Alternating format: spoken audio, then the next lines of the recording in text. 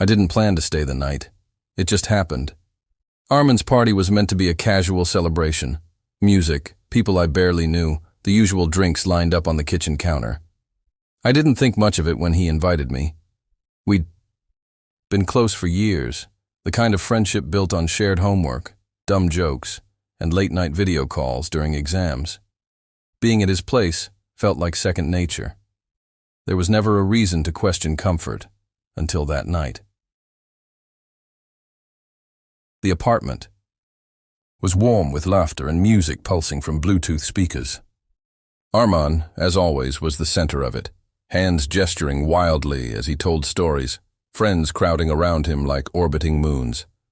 I stuck close, sipping my drink slowly, half listening, half scanning the room for a familiar face. I didn't know most of them. I wasn't even sure why I stayed so long. By the time I noticed how late it had gotten, the buses had stopped running, and my phone was already warning me of low battery. Armin shrugged when I told him. "Just crash here," he said, tossing a cushion at me. "You know the couch is yours anyway." I nodded, but there was something about that night that felt different. Maybe it was the slight buzz in my head, or the way the energy in the apartment had shifted from loud to languid. Most of the guests had left. A few stayed behind, curled up in corners or sleeping on the floor. I was folding the blanket Armin had handed me when the door creaked open behind us. "Zayan's home," Armin said, almost offhandedly. "He works night shifts now. Don't mind him." Zayan. I turned instinctively. I'd seen him before. Armin's older brother, the quiet one who barely spoke when I visited. He wasn't a ghost exactly, just someone whose presence was always felt, but rarely engaged. He moved like he didn't need to explain himself. He stepped inside, wearing a black hoodie, shoulders dusted with rain. He glanced around the living room briefly, eyes landing on the mess of empty cups and sleeping bodies. "Hey," he said to Armin, voice tired but not unkind. Then his gaze shifted to me. "Didn't think you'd still be here." His tone wasn't accusing, more like surprise laced with curiosity. "I missed my ride," I said, trying to sound casual. He nodded once. "You need a blanket?" "I've got one," I replied, lifting the one in my hand. "Thanks, though." He walked past me into the kitchen, the sound of the fridge opening breaking the silence. Armin had already disappeared into his room, probably texting someone or half asleep himself. I stood in the dim light, unsure whether to lie down or keep pretending to look busy. "You hungry?" Zayan's voice came again. I turned. "No, I'm good." "Okay," he said. "Just making sure. Some people forget to eat when they drink." I smiled politely, not sure how to respond.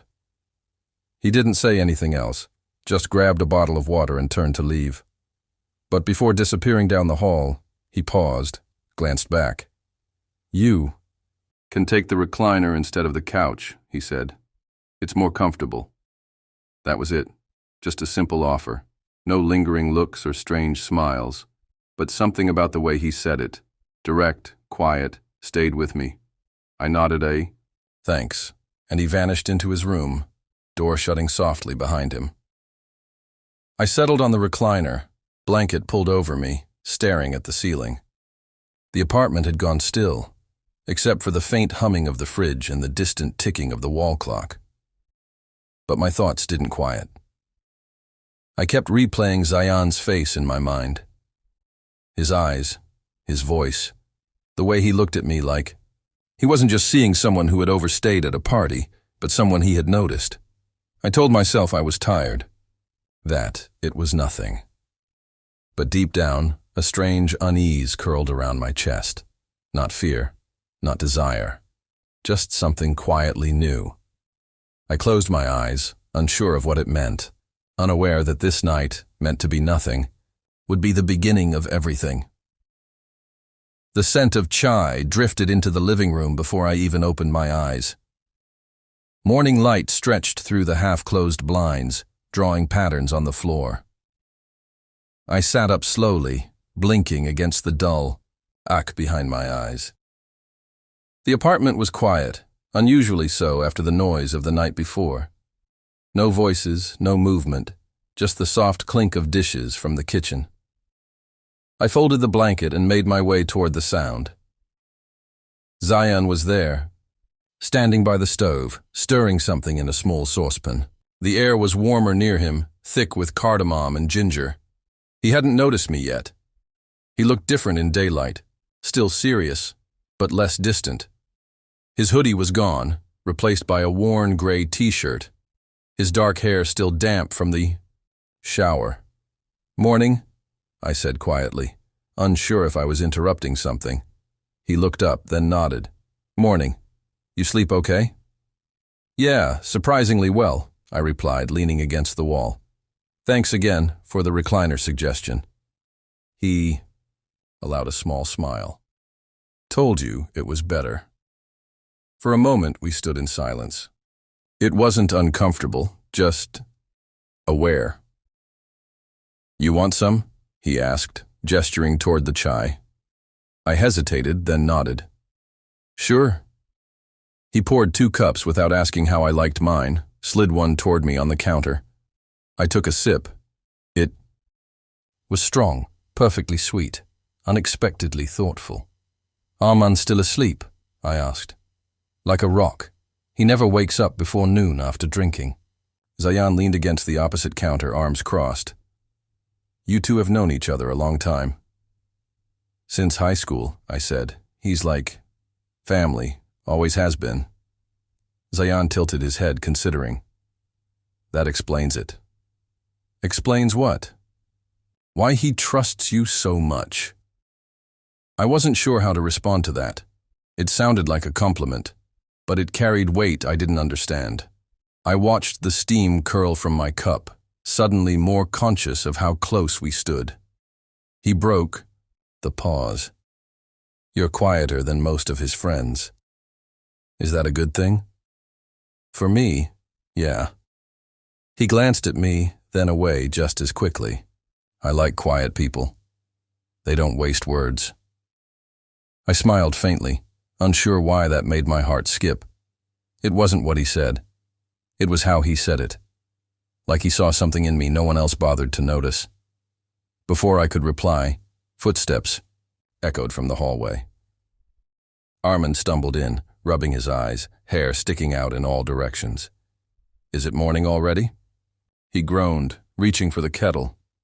Zion stepped aside without comment, slipping back into silence as Arman took over the kitchen space with his usual chaotic energy.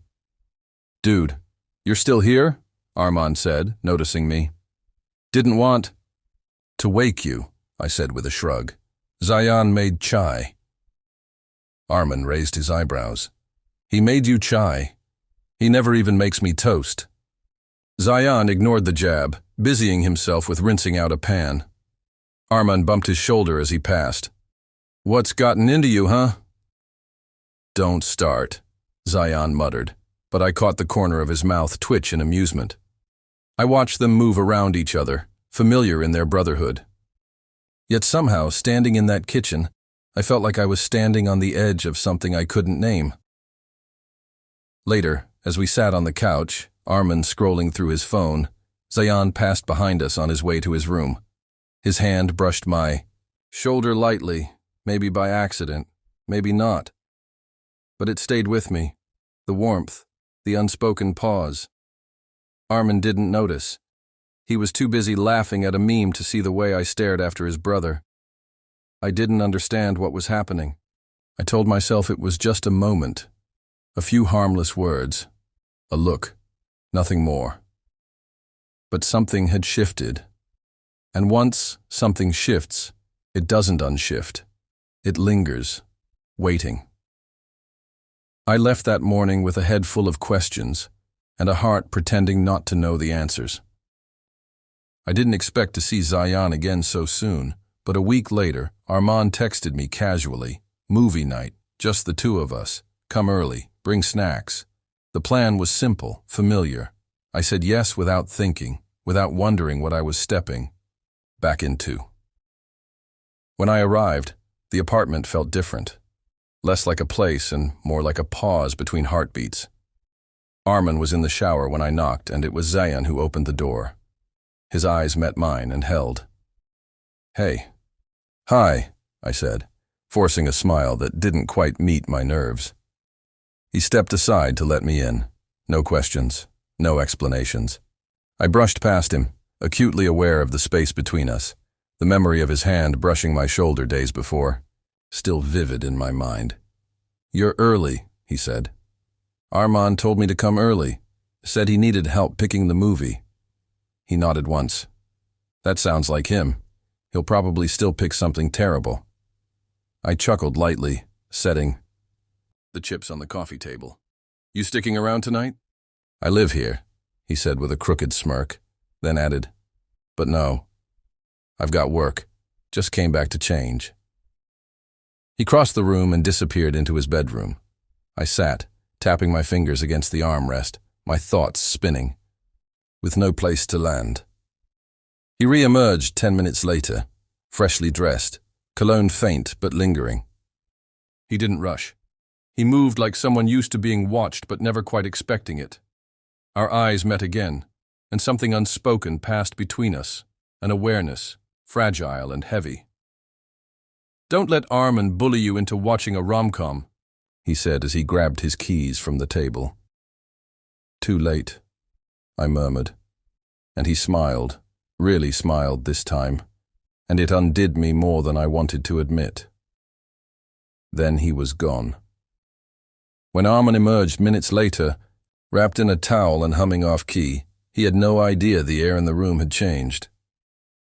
We spent the evening like we always did.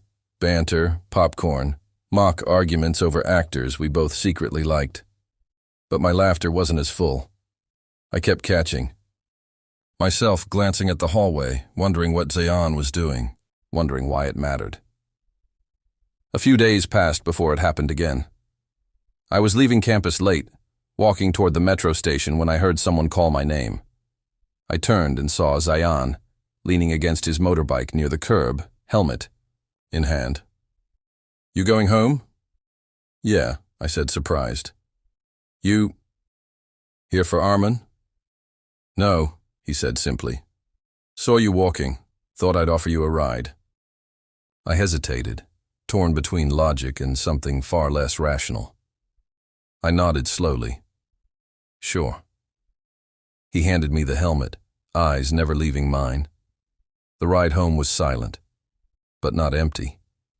His back was firm against my chest, his scent woven into my breath.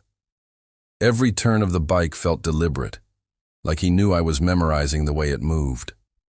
When we reached my place, he didn't say goodbye immediately. He waited as I removed the helmet, his fingers brushing mine as I handed it back. "Thanks for the ride," I said. He nodded once but didn't leave. "You confuse me." The words hung in the air, sharp and unsheltered. I swallowed. "How?" "You're Armin's friend. You've always just been around. But now I see you differently.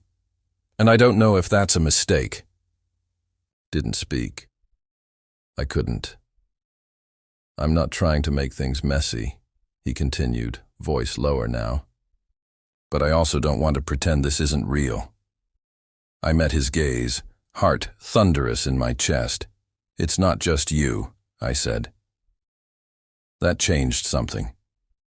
A soft exhale escaped him, like a weight had shifted. But before either of us could say more, he looked away. "I should go," he said. And he did. I stood in the quiet, watching the taillight fade, feeling like I'd stepped through a door I couldn't close again. Not without hurting someone, not without betraying something I'd promised to protect. The next time I saw Zayan, it wasn't planned. Armin had invited me over again, just like always. No hidden motive, no suspicion. We were supposed to finish a group project, one we'd both been putting off for days. He opened the door, still chewing toast, books under one arm, grinning like everything in the world was exactly where it belonged. "Zion's off today," he said, already heading to the living room. "So we have the place to ourselves, technically. But you know him. He'll probably stay holed up in his room all day." I followed him in, laptop slung over my shoulder, heart strangely unsettled. I hadn't spoken to Zion since the night of the motorbike ride. No messages, no calls, just silence. And yet, his absence had filled everything. We barely got through 2 slides of the presentation before Armin's phone buzzed. He read the screen, groaned, then stood. "Crap, I need to run to campus. Group meeting got moved up. Can you stay and keep working? I'll be back in a couple hours." I nodded, trying not to show the anxiety tightening in my chest. He was gone within minutes, leaving behind the scent of his cologne and the echo of his casual trust. I was alone, except I wasn't. Zion appeared maybe 15 minutes later. I heard the creak of his door, the soft shuffle of his socks against the hardwood floor. When he saw me at the table, he froze. "Didn't know you were here," he said. "Armin left for a meeting," I replied. "Told me to keep working." He nodded, moved to the kitchen to pour water into a glass. The silence between us was taut, thick with unsaid things. "You've been avoiding me," I said, the words coming before I could stop them. He didn't turn. "I wasn't sure if I should talk to you again." "But why?" "Because I don't want to be the one who ruins what you and Armin have." I stood, heart pounding, every nerve exposed. "You're not ruining anything, but pretending like nothing's happening, that's what's tearing me apart." He finally looked at me, eyes unreadable. "So, what are we doing then?" "I don't know," I whispered, "but I know I don't want to lie about how I feel." He took a slow step forward, then another. We were standing inches apart, the air between us charged and trembling. "I think about you," he said, voice barely audible. "More than I should." "I think about you too." For a moment, nothing moved. Then, slowly, deliberately, he leaned in, forehead resting against mine. Not a kiss, not a confession, just closeness. An ache made visible. "I don't want to hurt him," I said, breath shaking. "I know," he replied, "but maybe some truths hurt less than silence." Time slipped around us like a tide we couldn't fight. It felt dangerous, selfish, tender. We didn't cross the line that day, not with lips, not with hands, but the boundary was gone, and we both knew it. When Armin returned hours later, he found me still working, Zion nowhere in sight. He dropped his bag, flopped beside me, and asked if I'd found a better font for the presentation title. I answered like everything was fine. I smiled. I laughed. I buried the weight under layers of normalcy. But inside, guilt sat beside something warmer, something I wasn't ready to name. That night, I couldn't sleep. I stared at the ceiling, remembering the way Zion had looked at me, like I was something fragile and dangerous at once. We hadn't betrayed Armin with actions, but with truths we hadn't shared, with emotions we hadn't asked for, and somehow that felt worse. The story wasn't over. I knew that. We were standing in the quiet before the break, the moment just before everything would change, and whatever came next would cost something. I just didn't know what yet.